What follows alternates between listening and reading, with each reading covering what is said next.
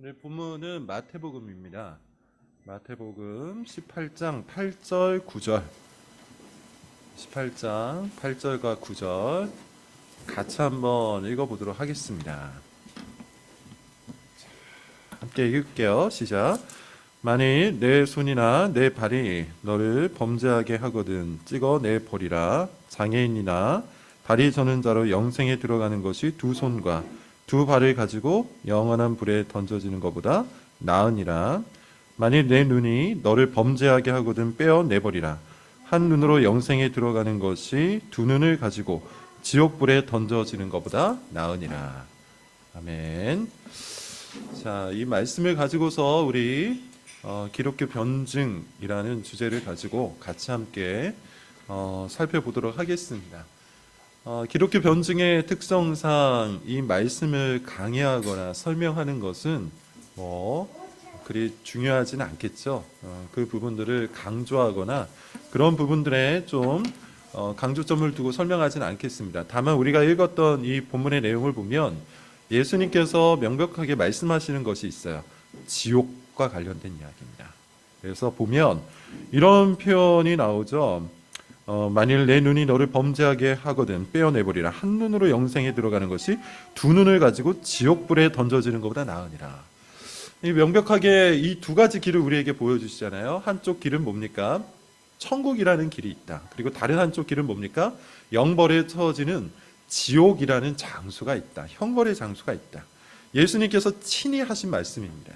그런 의미에서 여러분, 우리는 지옥과 관련해서 또 영원한 형벌과 관련해서 의문을 사실 가져서는 안 됩니다. 다만 우리가 이 부분에 대한 몇 가지 의문점이 있기에 이 기독교 변증을 통해서 그 의문들을 해결해 나가고자 합니다. 자, 제목을 이렇게 한번 잡아봤어요. 여러분들에게 나눠드린 프린트물이나 혹은 단톡방에 보면 제가 PDF 파일을 올려드렸으니까 그것을 살펴보시면 되겠습니다. 선하신 하나님이 어떻게 영원히 징벌할 수 있는가? 그러니까 지옥과 관련된 이야기예요. 지옥은 영원 형벌을 받는 장소잖아요. 그래서 우리는 이런 질문을 던질 수가 있는 겁니다. 선하신 하나님이, 사랑의 하나님이, 자비의 하나님이 어떻게 사람을 영원토록 징벌할 수 있을까? 영원한 형벌의 장소에 가두고 그들을 영원토록 고통 가운데 둘 수가 있는가? 이런 질문이 사실 들 수밖에 없죠. 실제로 많은 사람들이 이런 질문을 던지면서 하나님의 선하심을 부정하거나 아니면 하나님의 존재하심마저도 부정하는 경우가 굉장히 많습니다. 오늘은 그 부분과 관련해서 한번 이야기를 다뤄보도록 하죠. 예컨대 이겁니다. 이 질문을 다루기 위해서는 세 가지 질문 정도가 더 필요한데 8페이지로 되어 있는 그 페이지를 여러분 보시면 맨 윗부분에 제가 세 가지 질문 정도를 적어 놓고 있어요. 보시면 이렇습니다. 첫 번째, 영원한 징벌은 과연 부당한가? 두 번째, 영원한 징벌은 폭력적인 것인가? 그리고 세 번째, 영원한 징벌은 과도한가? 이 세 가지 질문을 놓고 이 질문에 대한 답변을 찾을 때 우리가 비로소 지옥교리와 관련하여 하나님의 정당성을 인정할 수 있을 겁니다. 자, 이 질문 세 가지를 하나씩 좀 살펴보도록 하겠습니다. 첫 번째, 영원한 징벌은 부당한가? 영원한 징벌은 여러분 정말로 부당한 것일까요? 많은 사람들이 사실 그렇게 생각하고요. 심지어 무신론자가 아니라 기독교 일각에서 이렇게 주장하는 사람들이 있어요. 굉장히 유명한 사람들입니다. 대표적으로 여러분들이 알만한 분 중에 하나가 조지 맥도널드라는 분이 계신데 모르실 수도 있어요. 근데 C.S. 루이스를 혹시 좋아하시는 분들은 알 수 있습니다. 조지 맥도날드라고 하여 C.S. 루이스가 자신의 책에도 굉장히 많이 인용한 신학자예요. 자신이 굉장히 좋아한다고 말하는 학자인데 훗날 천주교로 개종을 합니다. 어찌됐든 간에 이 조지 맥도날드는 지옥 교리에 대해서 굉장히 불편함을 호소합니다. 사랑의 하나님이신데, 은혜의 하나님이신데, 자비의 하나님이신데 어떻게 사람을 영원토록 징벌할 수 있을까? 어떻게 영원토록 지옥에 가두고 고통을 가할 수 있을까? 이게 얼마나 잔혹하고 이 얼마나 부당한 일인가? 이것이 그가 주장했던 겁니다. 그래서 이 조지 맥도날드가 20세기 초반의 인물인데요. 아주 싫어했던 미국 신학자 한 명이 있습니다. 조나단 에드워즈예요. 여러분 아실란가 모르겠습니다. 이 조나단 에드워즈는 18세기의 청교도 신학자로서 아주 유명한 분이신데 그가 쓴 책 중에 그의 설교를 책으로 만든 건데요. 굉장히 유명한 책 하나가 있죠. 진노하시는 하나님의 손에 붙들린 죄인들이라는 책이에요. 진노하시는 하나님의 손에 붙들려 있는 죄인들. 쉽게 얘기하면 뭐냐면 하나님께서는 지금 죄인들을 향해서 진노하고 계시는데 하나님께서 붙들고 있는 그 손을 놓는 순간 이 죄인들은 지옥에 빠질 것이다. 그래서 이 조나단 에드워즈는 18세기에 미국에서 대부흥 운동을 일으켰다고 평가를 받는 인물이에요. 근데 이 조나단 에드워즈가 주로 전파했던 복음은 이렇습니다. 지옥과 심판과 형벌 속에서 우리를 건져내어 주시는 하나님. 그래서 당시 18세기 미국 사람들은 이 조나단 에드워즈의 설교를 듣고 거꾸러졌어요. 심령이 변화되었고 교회 가운데 모여들었습니다. 그래서 18세기에 미국 대부운동을 일으킨 인물로 그를 평가합니다. 근데 조지 맥도날드는 그런 조나단 에드워즈의 하나님이 참으로 혐오스럽다고 표현을 해요. 예를 들어 여러분 8페이지 중간에 보면 조지 맥도날드의 이야기를 제가 좀 인용을 해놨는데요. 그리스도 안에서의 창조라는 책입니다. 하나님을 묘사하는 조나단 에드워즈의 글들에 대해서는 아무리 오랜 세월이 흘러도 아무리 부드러운 표현으로 바꾸더라도 나는 혐오감을 떨쳐버릴 수 없다.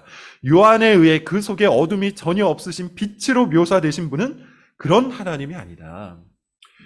예컨대 요한복음 1장을 보면 하나님은 빛으로 표현되어 있죠. 빛으로 표현되어 있다는 말은 어둡거나 부정적인 것이 없다는 뜻으로 조지 맥도날드는 해석한 겁니다. 어둡거나 부정적인 부정적인 부분이 없으신 분인데 그 하나님께서 죄를 징계하시고 영원한 지옥에 사람을 가두어둔다? 받아들일 수 없다는 거예요. 조지 맥도날드에게 하나님은 아주 선하고 자애로운 아버지입니다. 그래서 끊임없이 사람들을 사랑하시는 분이에요. 근데 그런 하나님이 사람을 영원토록 지옥에 가둔다? 그는 이해할 수가 없었던 것이죠. 이건 너무나도 부당하다라고 주장을 한 거예요.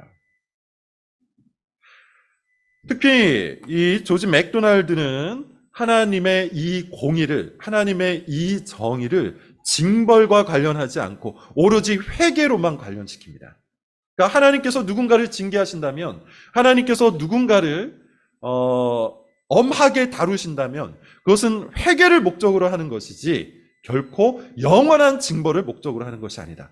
여러분 제 말 표현을 잘 들으면 이 조지 맥도날드가 뭘 주장했는지 알 거예요. 만인 구원론을 주장한 거예요. 만인 구원론. 이게 무슨 말이죠? 어찌 되었든 간에 하나님께서는 모든 사람들을 구원하신다는 거죠.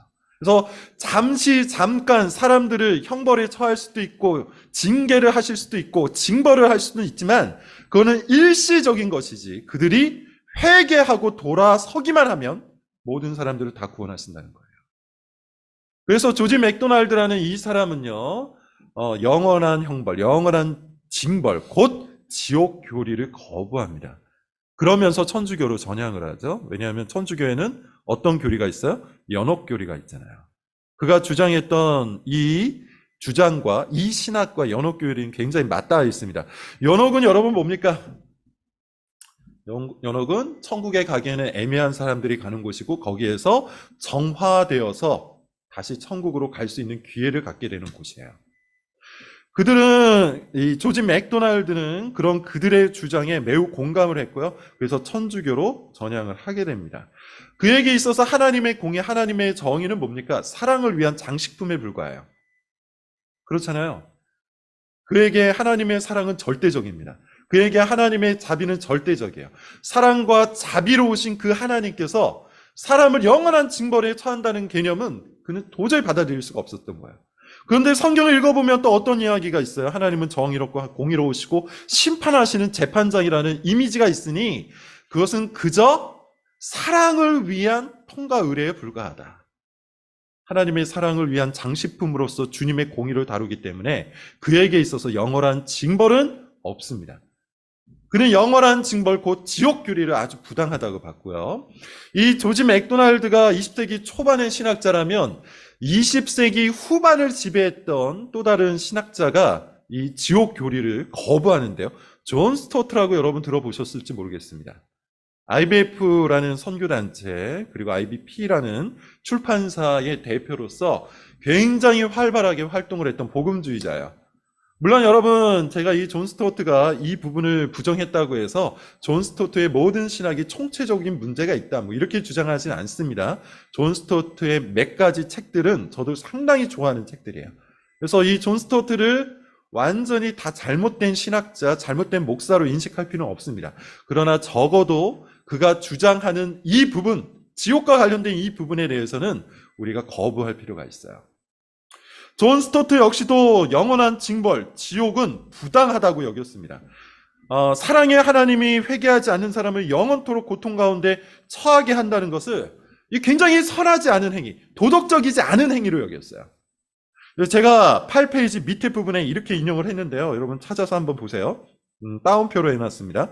정서적으로 나는 그 개념을 받아들이기 힘들며 어떻게 사람들이 그것을 지니고서도 속이 썩거나 긴장감으로 인해 녹초가 되지 않고 살아갈 수 있는지 이해할 수가 없다. 그러니까 이 표현을 그대로 이해를 하면 어떻습니까? 존 스튜어트는 지옥이라는 개념에 대한 느낌을 싫어한 거예요. 영원토록 사람이 그 형벌에 처해진다는 그 상상만으로도 아주 나쁜 기분을 느끼기 때문에, 이것이 부도덕적이라는 느낌을 받기 때문에 이 교리를 거부합니다. 이렇게 훌륭한 신학자가 어떻게 이런 방식으로 지옥을 다루는지 저로서는 이해가 되지 않는데, 그는 이것을 믿었던 것 같아요. 하나님은 죄를 징벌하지 않으신다. 죄를 멸하실 뿐이다.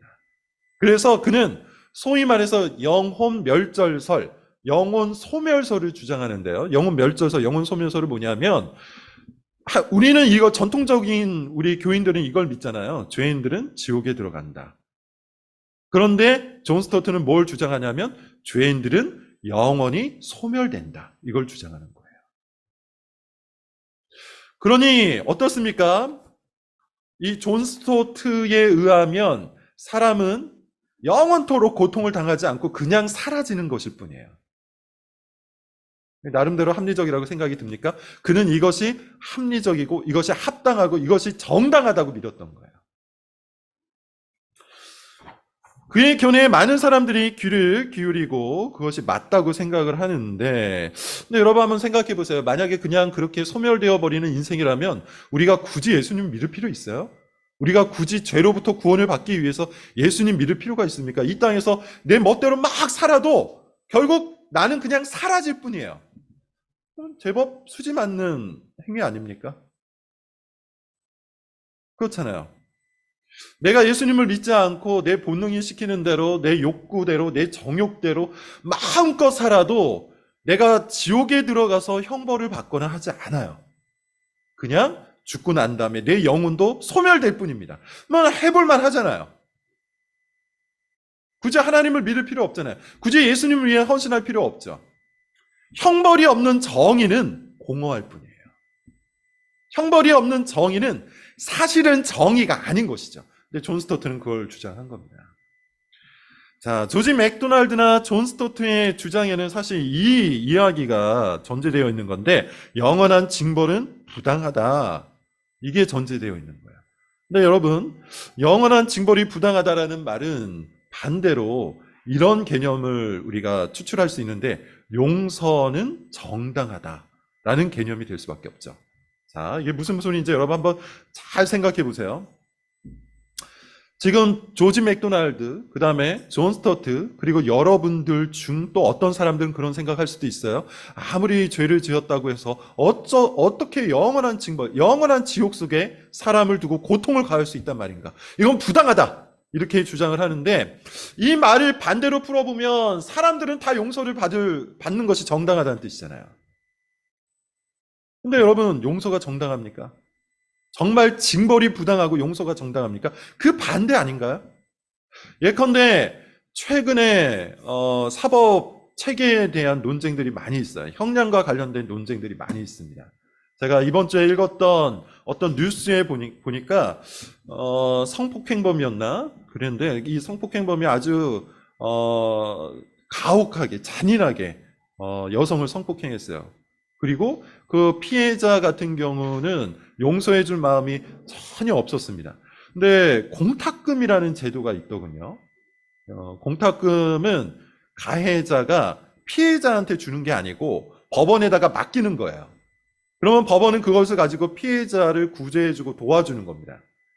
그런데 이 피해자가 나는 곡탄금의 도움을 받지 않겠다고 거부 의사를 표현했어요. 그리고 가해자에게 그에 걸맞는 형벌을 내려달라고 오히려 호소를 했는데, 이 제도는 피해자의 목소리가 별로 영향력이 없다고 합니다. 그래서 가해자가 일방적으로 공탁금을 맡겨서 엄청나게 감형을 받았대요. 이게 뉴스가 됐었어요. 또 여러분, 우리가 어떻습니까? 음주운전 같은 경우 어때요? 음주운전으로 사람을 죽였음에도 불구하고 초범이고 심신미약이어서 집행유예로 풀려나는 이런 말도 안 되는 일들을 우리가 경험하죠. 흉악범죄자들은 어때요? 어마어마한 흉악범죄를 저질렀음에도 불구하고 3년이나 4년 살다가 나오잖아요. 이런 사법체계나 아니면 형량과 관련해서 많은 사람들이 이런 뉴스를 보면서 분노를 하죠. 부당하다고 분노를 합니다. 범죄는 그 범죄에 걸맞은 징벌을 받을 때 정당하다는 평가를 여러분 받아요. 반대로 방금 얘기하는 것처럼 공탁금을 걸었다고, 초범이라고, 심신미약이라고 판사가 임의로 가해자를 용서해 줄 때 우리는 어떻게 생각합니까? 부당하다고 생각을 하죠. 그러니 여러분, 이것을 그대로 적용해 보면 됩니다. 징벌은 정당한 것이고요, 용서가 부당한 거예요. 그런데 여러분, 우리는 자꾸만 반대로 생각하려는 그런 경향들이 너무나 많죠. 우주의 재판장이신 하나님께서 악인을 징벌하시고 그 죄에 걸맞게 형벌을 가하시겠다고 이야기하는데 부당하다, 이렇게 외치고 있다는 거예요. 오히려 여러분, 사실은 어떻습니까? 정말 부당한 건 뭡니까? 그분이 우리를 용서해 주신 사건이 부당한 사건이에요. 우리 모두는 사실상 부당한 용서를 받은 거예요. 물론 하나님 편에서는 정당합니다. 왜냐하면 자기 아들 예수 그리스도를 우리 죄의 대가로서, 우리 죄를 지불하는 그 대가로서 십자가에서 죽이시고 우리를 용서하셨기 때문에 하나님 편에서는 우리가 받은 용서가 정당해요. 근데 우리 편에서는 어때요? 우리가 치른 대가가 하나도 없으니 우리가 받은 용서는 부당한 용서예요. 근데 사람들은 그렇게 생각하지 않는 것 같아요. 오히려 우리가 받는 용서는 정당하고 당연한 것이고 하나님께서 사람들을 징벌하시는 것이 부당하다라고 생각을 해요. 그러나 여러분, 다시 한번 말씀을 드리는데 징벌이 정당한 거예요. 용서가 부당한 거예요. 이것이 정이고요. 이것이 도덕입니다. 그런 의미에서 하나님의 이 영원한 징벌에 대해서 부당하다고 말하는 것은 성경적이지도 않을 뿐더러 사회 정의와도 맞닿지 않는 이야기예요. 우리가 알고 있는 도덕적인 개념과도 맞지 않는 얘기입니다. 자, 두 번째 질문으로 한번 넘어가 보도록 하죠. 영원한 징벌은 그렇다면 폭력적인가? 이거는 무신론자들이 많이 주장하는 건데요. 무신론자들이 성경을 이렇게 쭉 보고 창세기부터 요한계시록까지 쭉 보아하니 하나님께서 너무 잔인하다는 거예요. 복수하시는 하나님, 심판하시는 하나님, 사람들이 가혹하게 대하시는 그 하나님이 너무너무 잔인하다, 이렇게 얘기를 하는 거죠. 예컨대 노아 홍수 사건을 보면 어떻습니까? 온 인류를 하나님께서 심판하시죠. 소돔과 고모라 사건은 어떻습니까? 하늘에서 불을 내리셔서 이 도시에 사는 사람들을 다 불태워 죽여버려요. 또 가나안 민족을 여러분 진멸할 때는 어때요? 하나님께서 너무 가혹하게 말씀하시잖아요. 어떤 성에 들어가면 어린이부터 가축에 이르기까지 다 진멸해버리라. 또 이스라엘을 심판하실 때도 마찬가지죠. 하나님께서 너무 가혹하게 심판하시는 것처럼 느껴져요. 신약도 마찬가지입니다. 끊임없이 심판을 예고하세요. 마지막 날 하나님께서 오셔서 심판하실 것이다, 이렇게 말씀하심으로 사람들을 가스라이팅을 한다고 보는 거예요. 무신론자들의 견해입니다. 그러면서 그들은 이렇게 얘기해요. 이렇게 잔인하고 가혹한 신이라면 그 신이 존재하더라도 나는 그 신을 믿지 않겠다.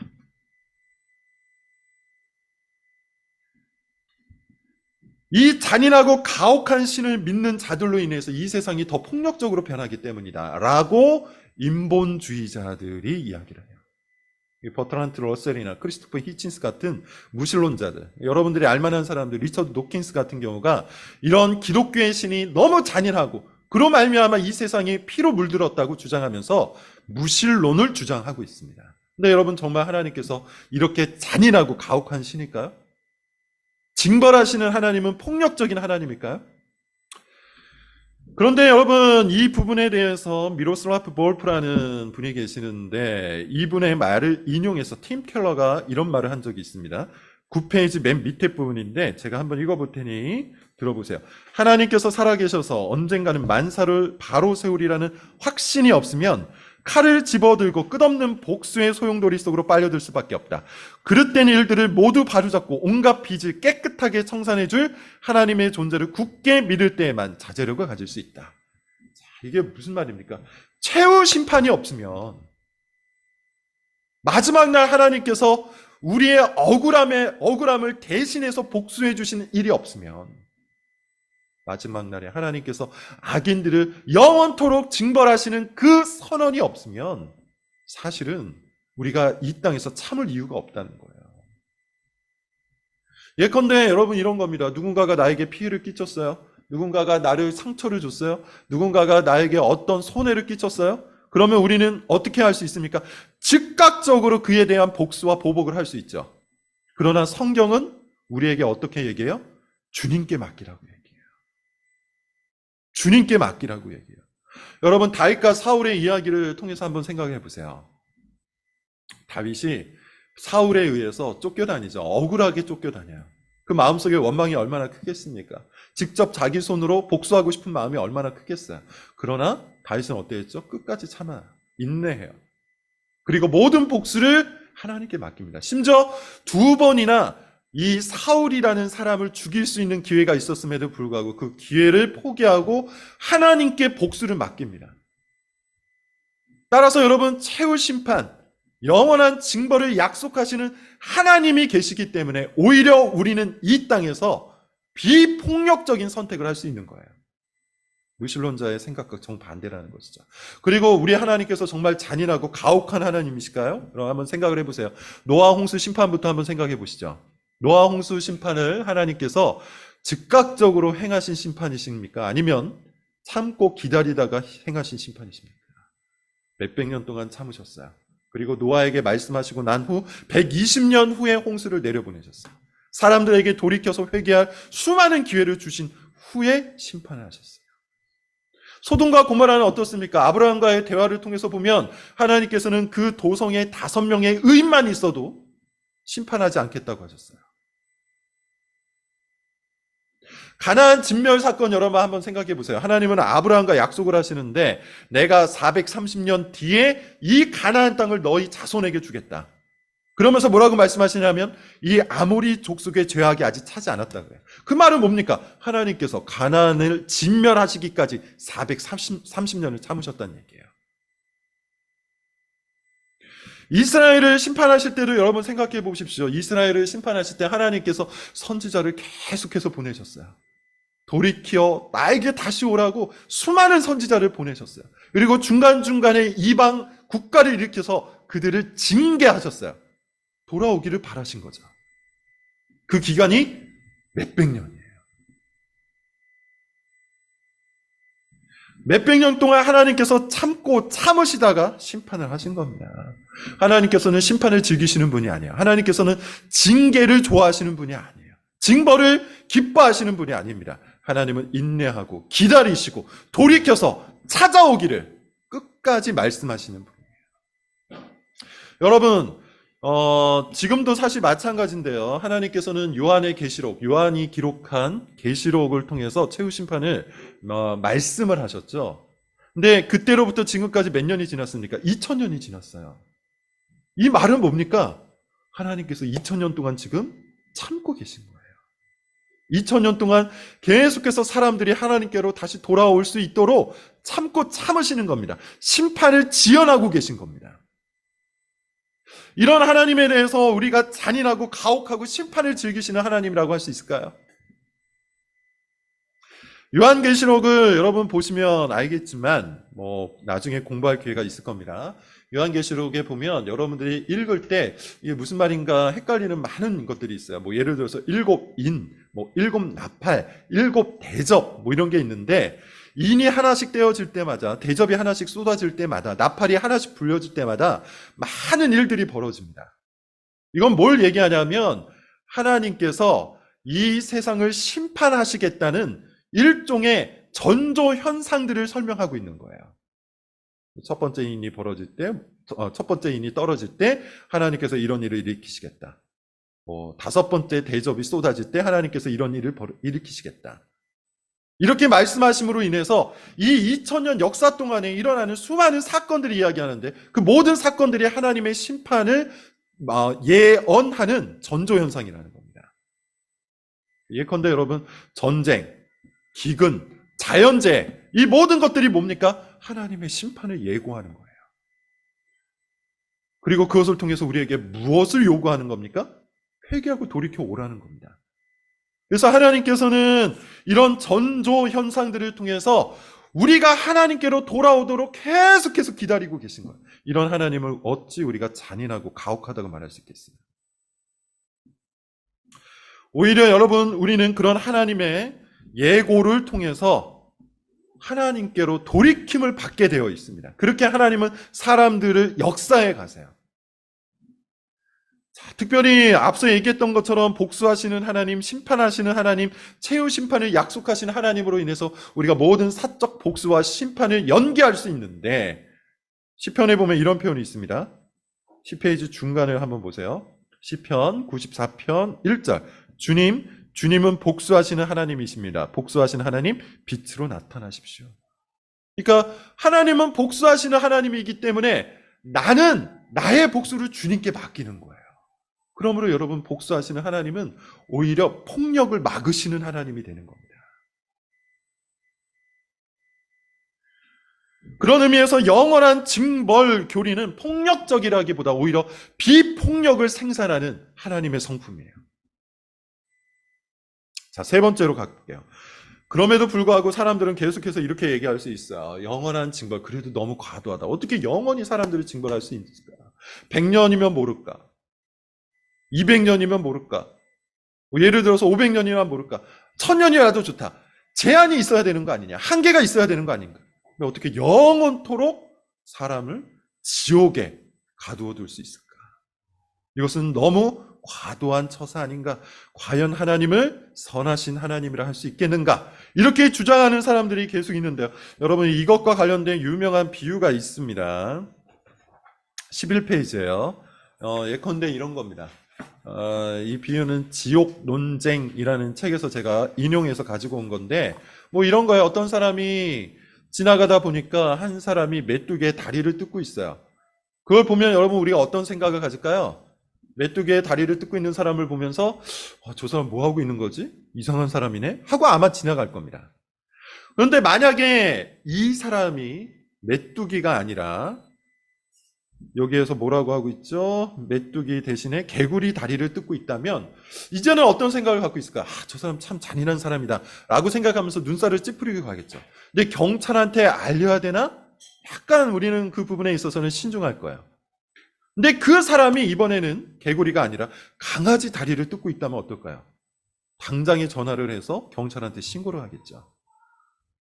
그리고 마지막으로 그 사람이 만약에 어린아이의 다리를 붙잡고 그렇게 뜯으려고 한다면 우리는 모든 수단을 동원해서 그 일을 막을 겁니다. 자, 여러분, 이 얘기가 여러분 뭘 이야기하는 것 같아요? 죄라는 것을 다룰 때 행위의 경중도 중요합니다. 그러니까 뭐 예컨대 이 사람이 주먹을 휘둘렀냐, 칼을 휘둘렀나, 뭐 이런 거 다 중요해요. 근데 행위의 경중보다 더 중요한 것은 뭐냐 하면 그 행위의 대상이에요. 어떤 사람이 칼을 들고서 메뚜기의 다리를 썰고 있다고 해서 우리가 그를 범죄자라고 하진 않잖아요. 그러나 어떤 사람이 칼을 들고서 사람을 찌르고 있다면 우리는 그가 범죄자라고 얘기해요. 마치 그렇습니다, 여러분. 행위의 경중, 그 행위의 어떤 형태보다 더 중요한 것은 그 사람이 그 행위를 누구에게 하느냐가 더 중요한 겁니다. 자, 이 맥락으로 놓고서 여러분 한번 생각을 해보시죠. 결국 사람이 죄인이라고 할 때, 하나님 앞에서 사람이 죄인이라고 할 때 사람의 그 모든 행위의 대상은 누가 되는 겁니까? 하나님이 되시는 거죠. 하나님에 대해서 범죄를 저지르고 있는 거예요. 이것이 여러분, 우리가 영원한 징벌을 받게 되는 근원적인 이유입니다. 사람에게 배신을 하고 사람에게 거짓말을 하고 사람에게 사기치는 것도 아주 커다란 죄악이에요. 그러나 하나님에 대해서 사기를 치고 하나님에 대해서 거짓말을 하고 하나님을 인정하지 않고 하나님을 모독하는 것은 그것과 비교할 수 없을 만큼 커다란 죄입니다. 예를 들어서 여러분 생각을 해보죠. 여러분 어떤 사람이 저한테 어떤 굉장히 모욕적인 말을 했다고 생각을 해보세요. 많은 사람들 앞에서 그런 모욕적인 말을 하면 아마 그것도 명예훼손죄가 적용이 되는 걸로 알고 있습니다. 심지어 공공연하게 사람들 앞에서 저한테 어떤 비속어를 날린다면, 일종의 욕을 한다면 그 역시도 명예훼손죄를 걸 수 있는 걸로 알고 있어요. 그런데 여러분, 제가 아니라 만약에 대통령에게 누군가가 그렇게 한다면 어떨까요? 원수 모독죄라는 죄에 걸리죠. 똑같이 욕을 하고 똑같이 모독을 했지만 대상에 따라서 범죄의 경중이 달라지는 겁니다. 마찬가지예요, 여러분. 사람을 모독하는 것도 그에 걸맞는 범죄 행위가 되겠지만 하나님을 모독하는 것은 사람을 모독하는 것과는 비교도 할 수 없을 만큼 커다란 범죄예요. 왜냐? 하나님은 모든 존재 중에 존재이기 때문이에요. 모든 존재보다 더 높은 존재이고 모든 존재보다 더 존귀한 존재이고 모든 존재보다 더 가치 있는 존재이기 때문이에요. 가장 끝에 있는 최고의 존재에게 행한 우리의 범죄는 영원한 징벌이 합당하다는 것이죠. 그럼에도 불구하고 어떤 사람들은 계속해서 이렇게 반문하여 물어볼 수도 있어요. 아무리 그래도 영원한 징벌은 과도하다. 사랑의 하나님이 어떻게 사람들을 그 벌의 영원한 형벌의 장소 지옥에 가둘 수가 있단 말인가. 이거는 부당하고 너무 폭력적이고 마찬가지로 너무 과도하다. 근데 여러분 사실 이렇습니다. 우리는 이 부분에 대해서 두 가지를 분리해서 생각해야 되는데 하나님의 형벌의 장소이기도 하지만 동시에 지옥은 사람들이 스스로 걸어 들어가는 장소이기도 해요. 이게 굉장히 중요한 것 중에 하나입니다. 무슨 소리냐면 이겁니다. 로마서 1장 28절부터 31절이에요. 로마서 1장 28절에서 31절 우리 졸린 분이 있는 것 같으니까 11페이지에 있는 로마서 말씀을 같이 한번 읽어보도록 하겠습니다. 시작. 또한 그들이 마음에 하나님 두기를 싫어하며 하나님께서 합당하지 못한 일을 하게 하셨으니 곧 모든 불의, 추악, 탐욕, 악의가 가득한 자요 수근수근하는 자요 비방하는 자요 하나님께서 미워하시는 자요 능욕하는 자요 교만한 자요 자랑하는 자요 악을 도모하는 자요 부모를 거역하는 자요 우매한 자요 배약하는 자요 무정한 자요 무장. 뭐라고 얘기하고 있습니까? 사람들이 하나님을 마음에 두기를 싫어한대요. 하나님을 마음에 두기를 싫어하기 때문에 하나님께서 어떻게 하신답니까? 그냥 내버려 두신대요. 그 마음 그 상태로 살아가도록 그래 네 마음대로 살아라 내버려 두신답니다. 하나님을 마음에 두기 싫어하는 사람을 내버려 두자 그들이 하는 일들이 뭡니까? 불의, 추악, 탐욕, 악의, 시기, 살인, 분쟁, 사기, 악독, 수근수근, 비방, 능력, 교만, 자랑, 악을 도모, 부모를 거역, 우매, 배약, 무정, 무자비. 다시 이야기하면 하나님의 임재가 없는 것, 하나님께서 부재하신 것, 하나님을 마음에 두기 싫어하는 바로 그 장소에서 일어나는 일들이 이런 것이 지옥이죠. 사람들은 하나님을 떠나서 하나님을 거부하고 하나님을 부정하고 하나님을 외면하여서 스스로 하나님이 없는 곳을 향해서 걸어 들어가는데 그것이 바로 지옥이에요. 그러니 여러분 사람들이 스스로 하나님을 떠나서 하나님 없는 곳을 찾아간 그곳 지옥에서 영원토록 살게 하는 것이 과연 과도한 일입니까? 하나님 없는 곳, 곧 도덕의 원천, 선의 원천, 풍요의 원천, 모든 즐거움의 원천이 되시는, 생명의 원천이 되시는 그 하나님을 떠나서 스스로 불법과 불의와 악독과 사기와 살인과 시기와 분쟁과 모든 악한 것들이 가득한 그곳으로 스스로 걸어가는 자들, 그들이 그곳에서 영원토록 거하는 것은 사실 하나님 탓이 아니라는 것이죠. 하나님 책임이 아닌 것이죠. 그것은 그들이 선택한 겁니다. 스스로 파멸로 걸어간 겁니다. 그들은 하나님께서 통치하시는 천국보다 자기가 스스로 통치하고자 하는 지옥을 선택한 자들이에요. 하나님이 없는 곳, 하나님의 통치를 받지 않는 곳, 하나님께서 부재하신 곳, 내가 신이 될 수 있는 곳, 그곳이 지옥이란 말이죠. 중요한 건 뭡니까? 내가 신인 것처럼 다른 사람도 신이기 때문에 그 모든 악함들이 이 지옥에 가득 채워질 겁니다. 그런 의미에서 영원한 형벌의 장소, 지옥 속에서 살아가는 그들의 선택은 스스로의 선택일 뿐인 것이죠. 과연 하나님께서 영원한 형벌을 주시는 이 일이 그런 의미에서 과도하다고 볼 수 있겠습니까?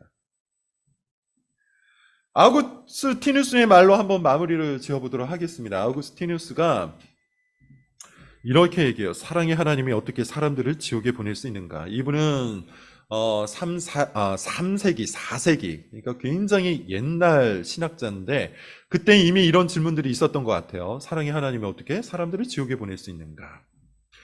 이렇게 얘기합니다. 고의로 당신을 떠나는 사람 외에는 아무도 당신을 잃지 않을 것입니다. 그러니까 스스로 지옥으로 가는 거예요. 그리고 당신을 떠난다 한들 그가 어디로 갈 수 있겠습니까? 아니, 그가 당신을 피해 어디로 갈 수 있단 말입니까? 그 사람은 다만 당신의 자비를 피해 당신의 진노를 향해 달려갈 뿐입니다. 그는 처벌을 당하는 곳이라면 어디든지 그곳에서 당신의 법을 만나게 될 것입니다. 당신의 법은 진리며 진리는 곧 당신입니다. 이게 무슨 말입니까? 사랑의 하나님께서는 물론 그들을 형벌하시지만 궁극적으로 보면 어떠하다는 것이죠? 그들이 스스로 하나님 없는 곳을 선택하였고 그곳에는 하나님의 사랑과 자비가 부재하며 오로지 하나님의 법만이 있는 바로 그곳이라는 거예요. 거기에서 그들은 영원한 형벌을 스스로가 선택하여 파멸의 길로 걸어가게 되었다는 것이죠. 그런 의미에서 여러분 세 가지 질문 다시 한번 생각을 해보십시오. 영원한 징벌은 부당합니까? 아니에요. 징벌 그 자체는 정당한 거예요. 오히려 용서를 받는 게 부당한 일이에요. 두 번째, 영원한 징벌은 여러분 폭력적입니까? 그렇지 않다고 했죠. 최후 심판을 말씀하시는 하나님 때문에 오히려 이 세상이 더욱 평화로운 거예요. 더 비폭력적으로 세상이 변할 수 있는 겁니다. 우리 하나님께서는 심판을 즐기시는 분이 아니고 또 잔인하게 사람들을 가혹하게 다루시는 분도 아니에요. 기다리시고 참으시고 회개를 요청하시는 분. 영원한 징벌은 그렇다면 과도한가? 마찬가지입니다. 사람들이 스스로 지옥을 향해서 가는 것이에요. 그런 의미에서 이것을 과도하다고 말할 수가 없습니다. 선하신 하나님에 관한 논쟁 중 과연 사랑의 하나님, 선하신 하나님께서 사람들을 영원히 징벌하시는 이 일이 선한 것인가? 라는 질문에 대한 답변들입니다. 여러분 한번 잘 생각을 해보시기를 바랍니다. 하나님께서는 도덕의 원천이 되시기 때문에 그 도덕, 그 선을 지키기 위해서 반드시 형벌을 하세요. 그리고 그 형벌이 곧 정입니다. 형벌이 없는 도덕은 허상이죠.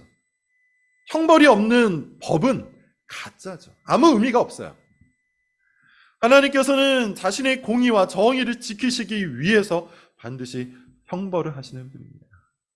그리고 모든 형벌은 사실상 그 자체로 정당한 거예요. 그러므로 여러분 우리가 묵상해야 될 것은 형벌이 아니라 우리에게 주어져 있는 이 용서가 얼마나 부당한 것인지를 묵상해야 돼요. 예수 그리스도를 통해서 우리에게 찾아온 이 부당한 용서가 우리의 것이 되었다는 사실에 여러분 감사하고 감탄하고 우리의 주님 앞에 헌신하여서 살아가는 것이 오히려 마땅한 일인 것이죠. 악의 문제 다루는 것이 쉽지는 않습니다. 지난 시간과 이번 시간 두 번에 걸쳐서 선하신 하나님에 대해서 같이 한번 이야기를 나눠봤는데 아마 이 두 번의 시간으로 여러분이 궁금해하는 모든 것들에 대한 답변을 찾을 수는 없을 겁니다. 그러나 기본적으로 우리가 이것을 기초로 해서 우리의 생각을 전개해 나가고 여러분의 질문들을 다시 다듬어서 또 한 번 성경에 호소하여 그 질문에 대한 답을 찾아갈 수 있기를 바랍니다. 이 토대와 이 기초 위에서 여러분의 생각들이 더욱더 하나님의 진리에 가까워질 수 있기를 바랍니다. 기도하겠습니다.